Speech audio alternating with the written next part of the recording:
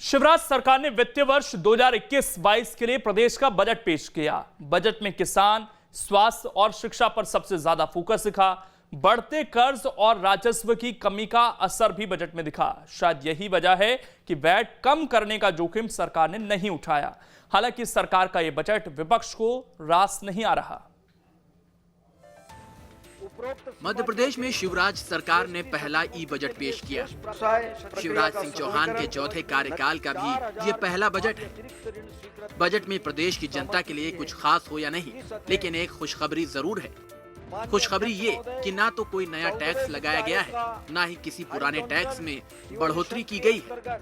इस बजट में कोई नवीन कर अधोरोपित करने अथवा किसी भी कर की दर बढ़ाने का प्रस्ताव नहीं है।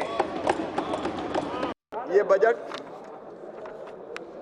आत्मनिर्भर मध्य प्रदेश बनाने का बजट है। इसके चार प्रमुख स्तंभ,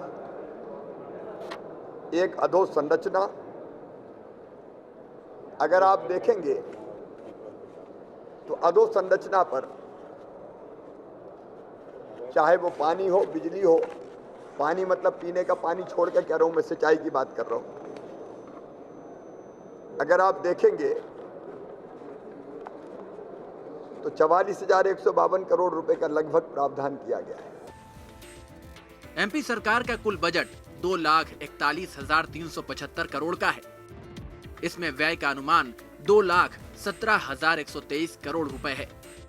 इस साल का राजस्व घाटा 8,294 करोड़, अनुमानित राजकोषीय घाटा 50,938 करोड़ है। शिवराज सरकार का यह बजट किसान, कर्मचारी और रोजगार पर भले ही ज्यादा फोकस हो, लेकिन बजट में झलक आत्मनिर्भर मध्य प्रदेश के रोड मैप की भी है। महानवंबर में किसानों को बिना ब्याज के ऋण देने के लिए 1,000 करोड़ रुपए का प्रावधान है। शिक्षा पर 1,500 करोड़ रुपए खर्च होंगे। प्रदेश को 2,441 नई सड़कें मिलेंगी, 65 नए पुल बनेंगे, 105 रेलवे ओवरब्रिज बनाए जाएंगे।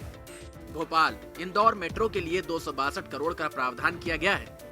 नर्मदा घाटी के विकास के लिए 300 करोड़ खर्च की योजना है। प्रदेश में 9 नए मेडिकल कॉलेज खोले जाएंगे। सीएम राइज के तहत 9,200 स्कूल बनेंगे। 24,000 शिक्षकों की भर्ती होगी। हमारी सरकार का यह दृढ़ विश्वास है कि सरकारी नीतियों का सृजन तथा कार्यक्रमों का क्रियान्वयन इस प्रकार किया जाना चाहिए जिससे प्रदेश की अर्थव्यवस्था तेजी से आगे बढ़े, रोजगार के नए अवसर निर्मित हो और प्रत्येक नागरिक प्रदेश के विकास में भागीदार बने। कुल मिलाकर कहा जाए तो सरकार के इस बजट में बुनियादी जरूरतों का ख्याल रखा गया है, लेकिन कांग्रेस की नजर में ये बजट कागजों का पुलिंदा है। पूर्व सीएम कमलनाथ तो कुछ इस अंदाज में बजट पर चुटकी लेते नजर आए। प्रदेश का किसान कर्जदार, युवा हो गया बेरोजगार, आम जन पर महंगाई की मार, व्यापारी पर करों का भार, कर्मचारियों को भूल गई सरकार, संवेदनशीलता का हो रहा झूठा प्रचार, जुमलों और घोषणाओं की सरकार, यही है इस बजट का सार। विपक्ष के आरोप अपनी जगह है, लेकिन शिवराज की पहचान गरीबों और किसानों के मददगार के तौर पर दिखती रही है। शायद इसीलिए बजट में न सिर्फ किसानों पर सरकार मेहरबान दिखी है, बल्कि शिक्षा और स्वास्थ्य पर भी फोकस नजर आ रहा है। Team news state.